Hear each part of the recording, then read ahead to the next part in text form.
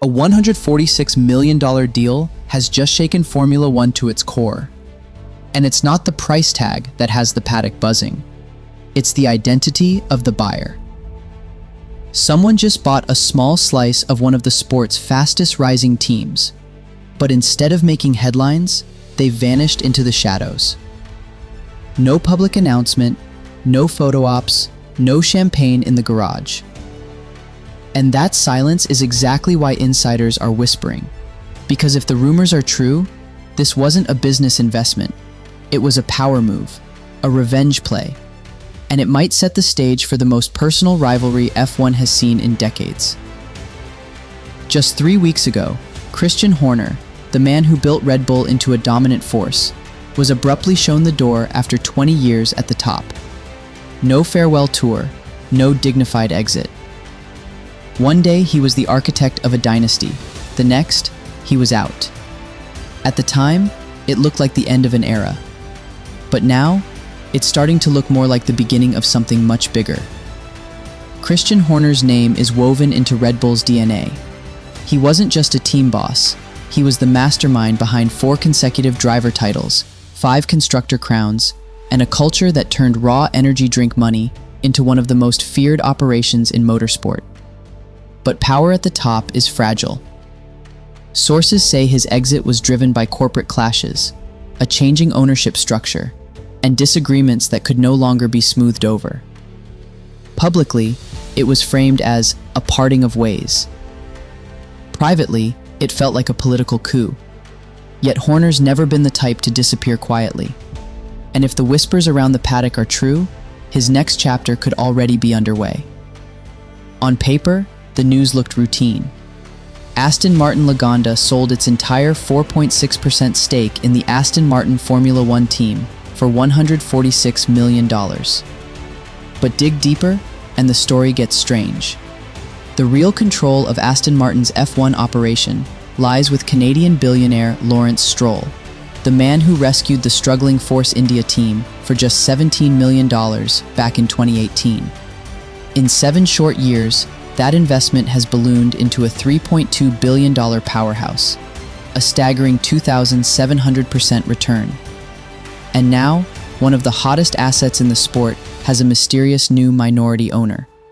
No announcement, no victory lap, just a signature, a wire transfer, and radio silence. In Formula 1, where ownership is often as much about prestige as profit, anonymity is almost unheard of. Which begs the question, who doesn't want their name attached to this deal? The deal went through just 21 days after Horner's Red Bull exit. The seller?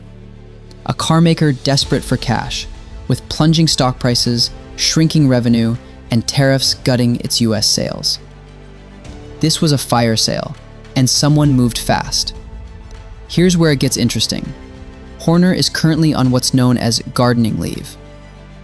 It's a contractual limbo designed to sideline executives after a split, preventing them from joining a rival team until a set date. In Horner's case, January 2026. But here's the loophole. Gardening leave only blocks employment, not investment, which means Horner could legally buy into a team today and still comply with his exit terms. And if that's what's happening here, the stage for 2026 has already been set. The 2026 Formula 1 season will bring the biggest reset in over a decade. New power unit rules, fresh aerodynamic regulations, and a leveling of the competitive playing field. Historic advantages will vanish overnight. For a strategist like Horner, this is a golden ticket.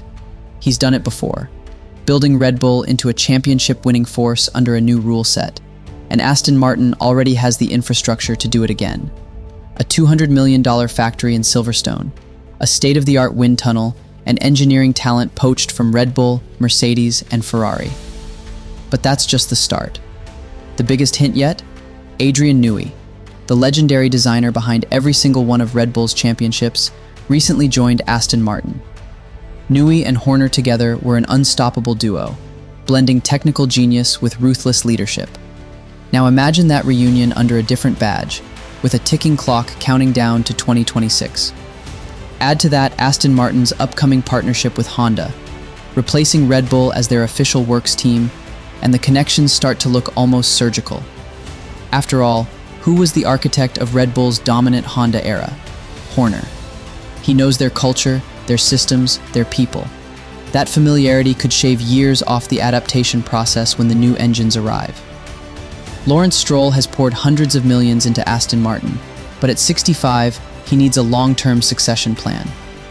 Bringing in Horner wouldn't just be about leadership, it would be about credibility.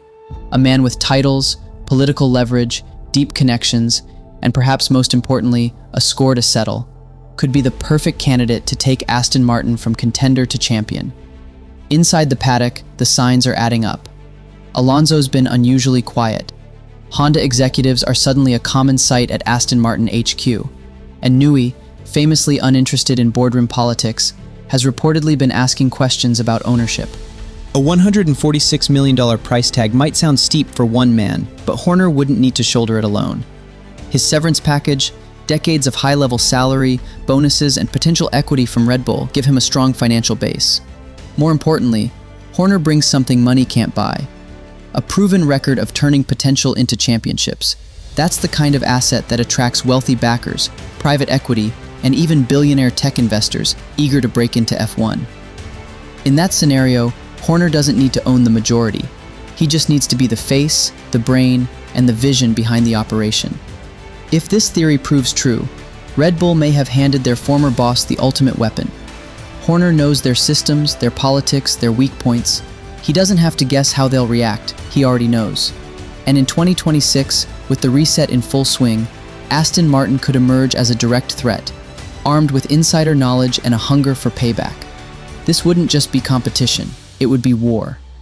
Because if Christian Horner really is the man behind this mysterious investment, the battle for Formula One's future won't just be fought on the track.